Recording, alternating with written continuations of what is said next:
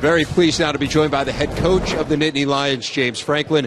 And James, let's start with the coordinator changes. And I'm interested in offense first because it seems like it really is a philosophical change. You went outside of the staff to bring in Joe Moorhead. So give us a sense of what appealed to you about Joe and what we can expect from Penn State offensively. I've been following Joe for a long time. I got a chance to see Joe at a Nike football clinic in Pittsburgh, Pennsylvania. Was impressed with him, kind of put him on my list at that point, started following him. He was the head coach at Fordham, had a contract through 2023, had a bunch of success. There's some coordinators and coaches that may have a good year, but he was able to do it multiple years, scoring, rushing, passing, multiple ways of doing it. So I was impressed. The other thing is it takes some of the stress off the offensive line. I'm a big believer in the pro-style offense ever since my time with the Green Bay Packers, but that is an offense that is really dependent on your offensive line. You got to be great up front to be successful offense, defense, in whatever scheme you're going to run. But when you're running a pro-style offense and you're going to power running game, you're going to play action pass, you're going to drop back, you better be good up front. And, we had 9 scholarship offensive linemen when I got the job. We're finally at 17, but we're still young. You talked about nine returning starters on offense. We only got 1 senior. So we're still kind of out of whack from that standpoint. But I think Joe's going to enable us with tempo. He's a West Coast background, so our passing concepts are still very similar. We're still running inside zone and outside zone. It's not like he's coming in and recreate the wheel. Everybody's running the same plays, but it's how he's going to package those plays together that I think is going to be most successful. So how difficult is it making that turn from an installation, learning, and personnel area? How difficult is the turn? I think personnel, it's not. That's why I made the decision. I think our personnel matches what we're trying to do, especially when it comes to the offensive line, what we're talking about. They're going to get less complex looks. They're not going to get as many of those extravagant looks that we're going to get on the defensive side of the ball. I think that's going to help us. To be honest with you, for the biggest challenge is the verbiage, and really for me. I've been in the same system really since I was with the Green Bay Packers. Same verbiage, all those types of things.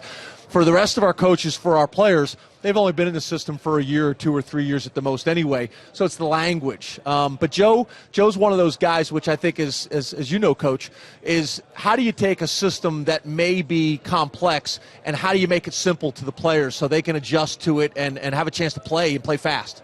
You mentioned the offensive line. How do you assess their improvement in spring? Much better. We just have competition and we have depth. And we went from having a 1 deep my first year to my last year, having a 2 deep, but the 2 deep were guys that we were hoping to redshirt. Now we have a true 2 deep where now they're redshirt freshmen in the 2 deep that are competing. We've got competition at every single position on our team, which we haven't had. We went from having 5 300-pounders in our program when I got the job to now having 12. A young man by the name of Noah Bay, who when I got the job was committed as an offensive tackle at 242 pounds. He's now 300 pounds and competing for a starting job. What does that allow you to do from the quarterback position? Will you name a starter early? How will that happen? McSorley, will he be the guy? Trace had a gap. He had a gap during spring ball over Tommy Stevens.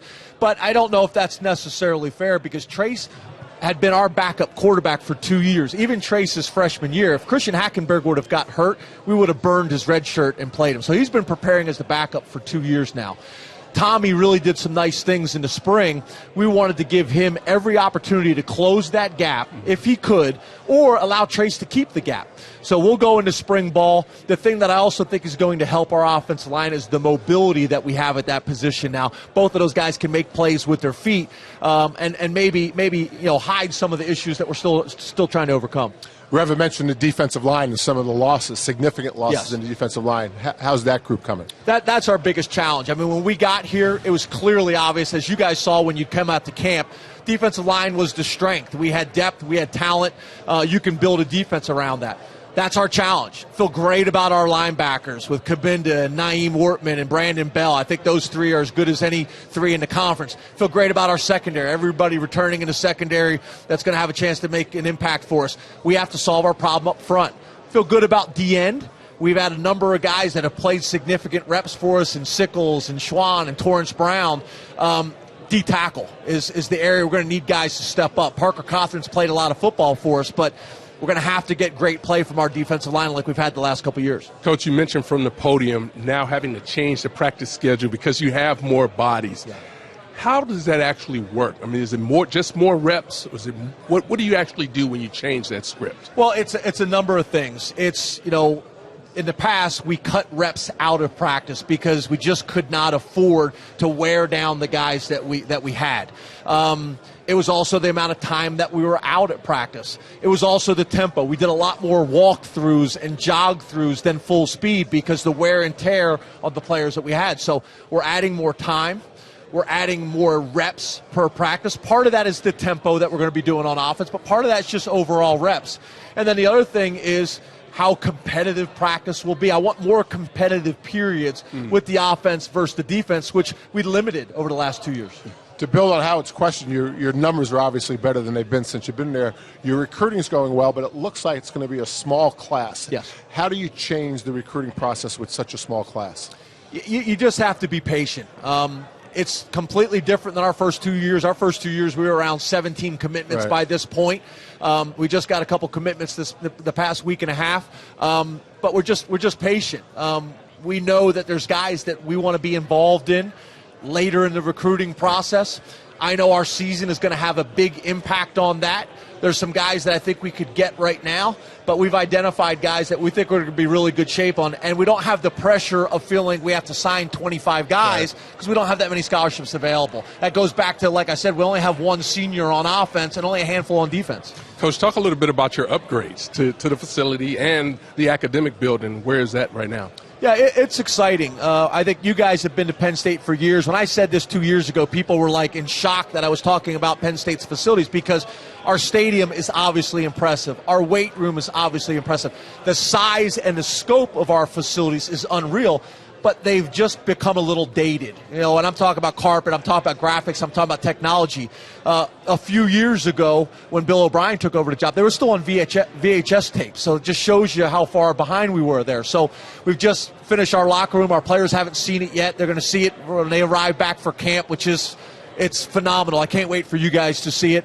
We just got new turf in our indoor facility, which is really going to be helpful for us as well because we spend a lot of time in there. But we're just kind of pecking away at these things so that we can identify and tell the great Penn State story we have in a way that these 2015, 16, and 17 recruits relate to.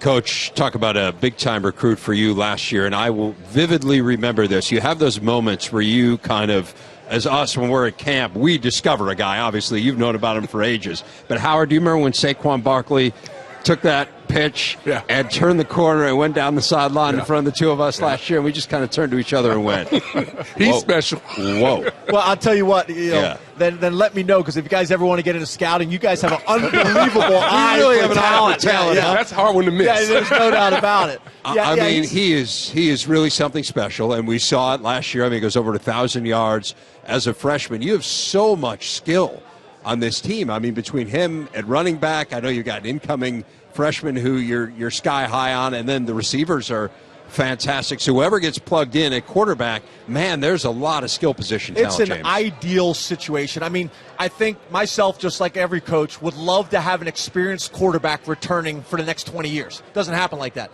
But if you're going to be in that situation, you'd love for a quarterback coming in behind an experienced offensive line with experienced wide receivers at the running back position as well. The fact that you got Saquon Barkley, we have a lot of confidence in Mark Allen. We have a lot of confidence in Andre Robinson, who is a highly recruited guy as well. And then we go out and sign Miles Sanders, the number one running back according to scouting services in the country. That's the type of competition and depth that you want.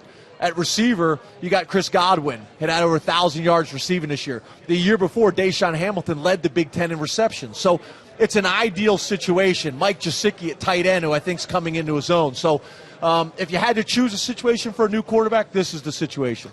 Matt Limegrover taking over as the offensive line coach, someone who we know quite well and have a ton of respect for. What have you seen from him at what has been, and we've already addressed it to a certain extent, what has been a problem area for this program? What has he brought?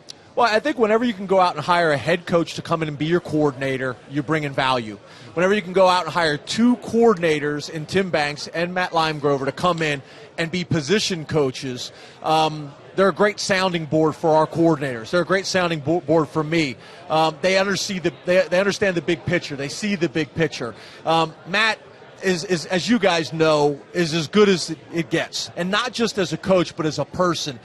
You'd never know the guy had been a coordinator for Coach Kill for 16 years and a coordinator in Big Ten for 5 years. Just so humble, so appreciative. It also helps that they're both Pennsylvania guys. Matt Limegrover's a Pennsylvania guy. Joe Moorhead's a Pennsylvania guy. They both went to Pittsburgh Central Catholic together, same high school. So it's a great situation. But I think Matt's really going to help us. He's a teacher. And, again, he's showing up to Penn State at the right time. I heard he did an interview the other day. He's like, I'm glad I'm showing up now, not when there was 9 scholarship offensive line. Right. Timing's everything in life. There you go now. James. James Franklin, head coach of the Nittany Lions. Thanks a lot for your time. Guys. Really appreciate it.